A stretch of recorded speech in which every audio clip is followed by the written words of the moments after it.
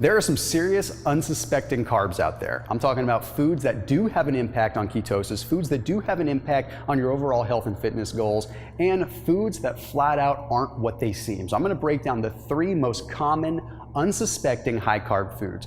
But real quick, I want to remind you to turn on notifications so you can see whenever I post a video and never miss one.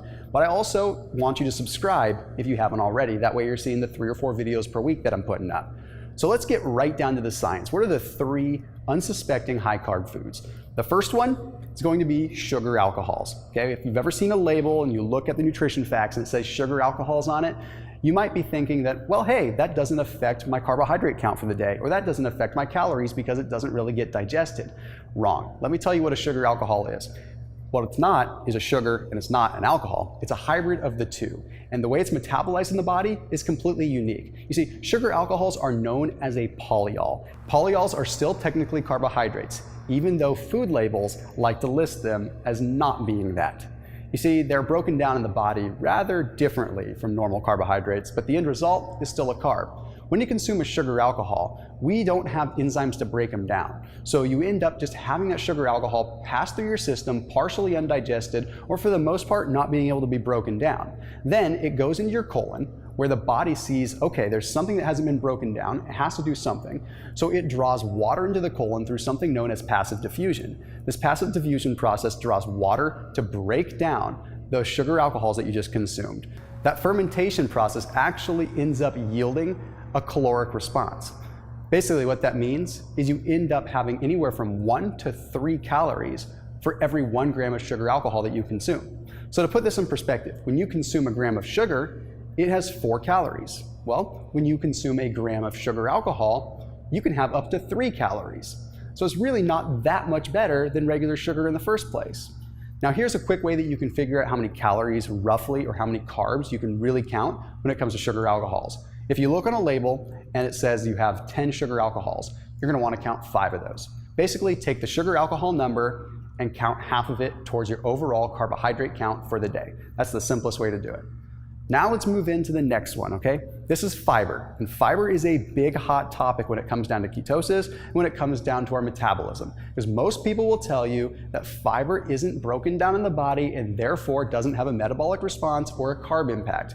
That's not entirely true. Fiber is a carbohydrate whether we like it or not. We just don't have the enzyme to break it down. So generally speaking, it passes through our colon partially undigested and doesn't have a huge impact on blood sugar. But what it does do is something extremely unique. You see, particularly soluble fiber. Soluble fiber draws water in with it, and it creates a gel-like substance, okay? And this gel-like substance goes through your small intestine and then sits in your colon for a little bit. And through a similar process to that of sugar alcohols, it ferments. And this fermentation process creates short-chain fatty acids. Yes, carbohydrates end up creating fatty acids. Who would have thought? The body's pretty amazing. So these short-chain fatty acids have a caloric impact. In fact, even the Food and Drug Administration, the wonderful FDA, claims that fiber still yields about 2 calories per gram, which means you're having a thermic effect, you're having a metabolic response, you are still digesting some component of that fiber and still having an energy response. So yes, fiber will break a fast, yes, too much fiber can affect ketosis, and yes, too much fiber can be a sneaky high carb thing.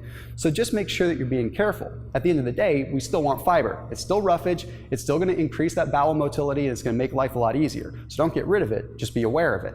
Okay, lastly, let's talk about the big sneaky one, and that's gonna be the starchy vegetables. And I've got a real interesting bit of science to share with you that's really gonna blow your mind. Okay, starchy vegetables in general. We're looking at things like zucchini, we're looking at peas, we're looking at corn, all these vegetables that trick us because they're vegetables.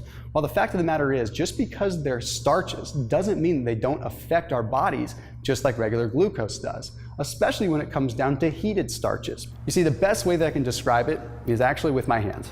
All right, so you've got a starch molecule. In this case, I'm gonna say it's 4 glucose molecules bound together as a starch molecule.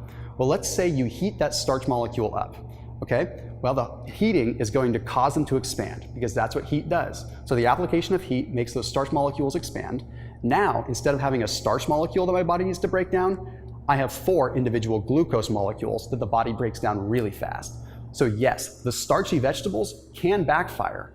You just need to be sure that you're being extremely careful and A, not heating them too much, but B, also looking at the glycemic index scale of those veggies and making sure that you're not taking too many of them in. Because I have seen people on many occasions get themselves kicked out of ketosis by having too much zucchini and too much squash when they think they're doing a good thing.